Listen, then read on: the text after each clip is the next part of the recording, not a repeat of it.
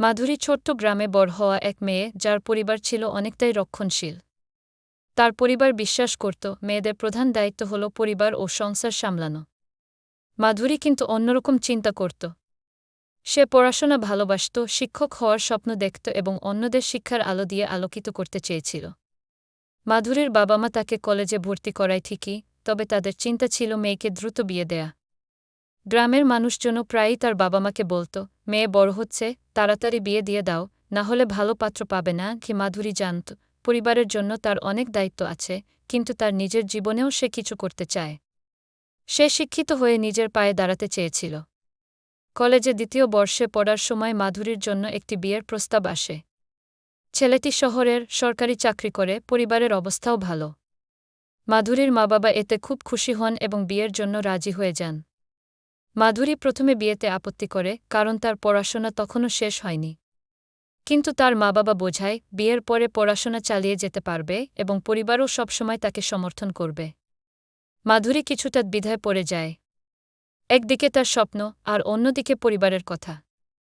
সে বুঝতে পারে যদি এখন বিয়েতে রাজি না হয় তবে পরিবারের চাপে পড়াশোনাও ক্ষতিগ্রস্ত হতে পারে।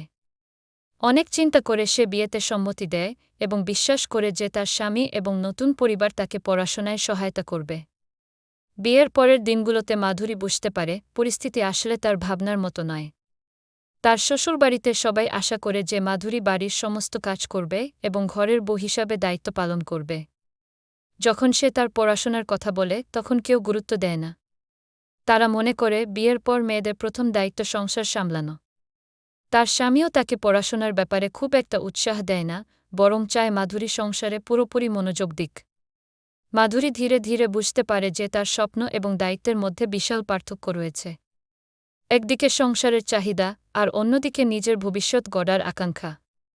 তার পড়াশোনার বইগুলো ধুলোর স্তূপে পড়ে থাকে, আর দিন দিন তার নিজের ইচ্ছাগুলো মলিন হয়ে যায়।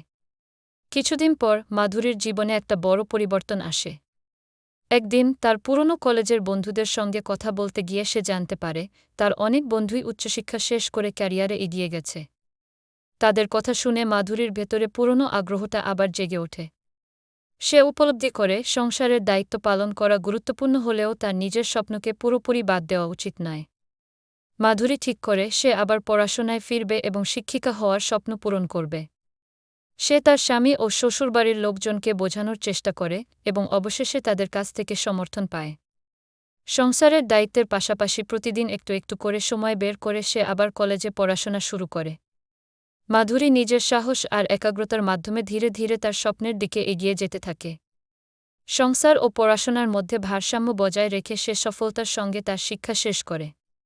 শেষ পর্যন্ত সে শিক্ষক হিসেবে যোগদান করে এবং নিজের জীবনের একটি নতুন অধ্যায় শুরু করে।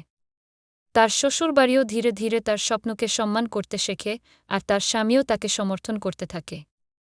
মাধুরীর গল্প থেকে বোঝা যায় মেয়েদের জীবনে সংসার ও দায়িত্ব গুরুত্বপূর্ণ হলেও নিজের স্বপ্নকে কখনো ভুলে যাওয়া উচিত নয়।